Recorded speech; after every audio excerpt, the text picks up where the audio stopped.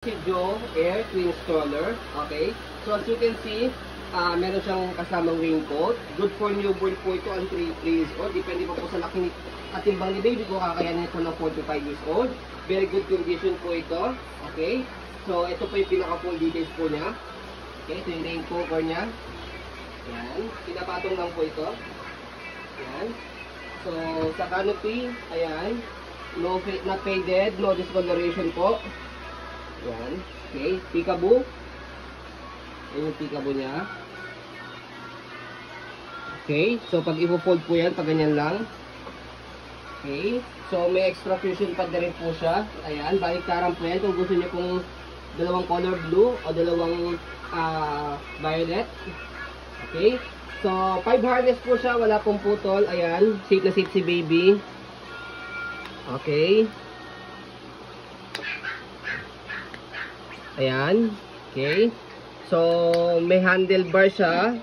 Front handle. Meron pa rin po siya kasamang pad. May pindutan dito sa gilid. Okay. Angat nyo lang po. Para pag ilalagay nyo si baby. Adjustable din po itong leg rest. Ayan. May pinipindot ito sa ilalim.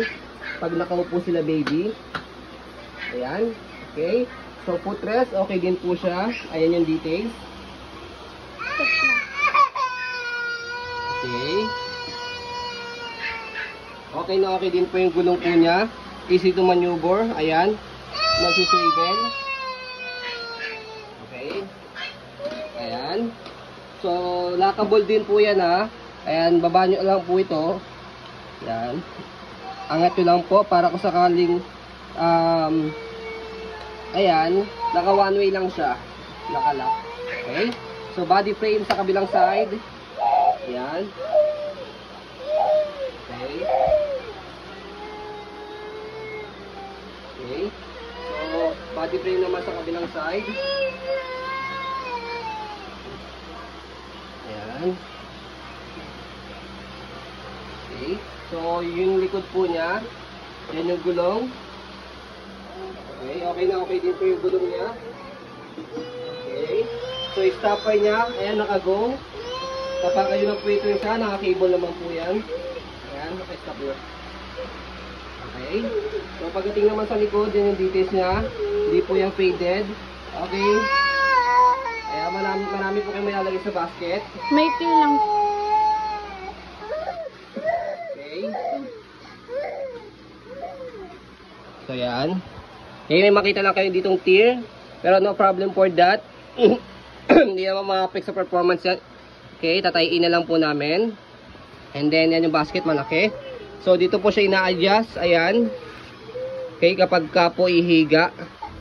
Ayan, hatakin nyo lang po siya. Ganon din sa kabila. Okay, hatakin nyo lang po. Okay. So, ganito po siya kapag ka nakahiga. And then. Okay. So, yan. Higang higa. Okay. So, sa handle, ayan, wala rin pong issue. Yan, sa handle. Okay. May kasama pa siyang 2 pieces na hook for bag or mga gamit na pwede nyo ilagay po dito. So, yan. As you can see, very details po kami mag-video.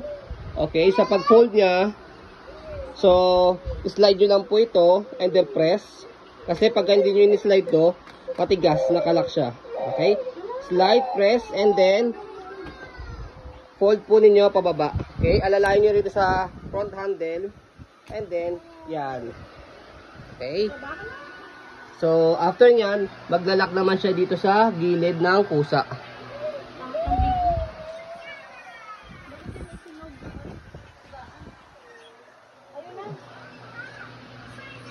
Okay? So, after nyan, pag nalak na siya sa gilid, pag inopen siya, slide and press nyo lang, and then, bukan nyo lang siya. Yan. Okay? So, yan. Kapag nabukan nyo na, pwede na siya gamitin. Okay? So, yan. Automatic lock pala siya. Okay? Wala siyang lock dito sa gilid. Nag-automatic lock siya kapag finold nyo na. Okay? So, yan. Scroll lang natin muna.